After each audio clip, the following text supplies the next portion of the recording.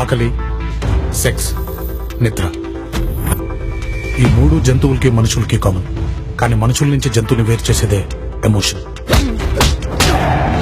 So ఇప్పుడు నా emotion zero. Zero emotions, zero enemies.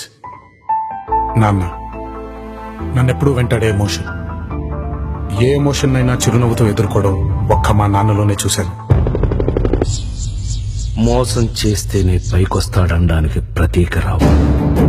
Let's play game.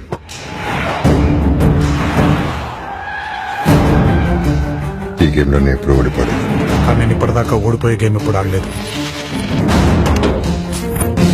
ఈ nature లో ఎక్కడో జరిగే ఒక మూమెంట్ ఇంకెక్కడో జరిగే ఒక మూమెంట్ ని డిసైడ్ చేస్తుంది. Everything is interlink.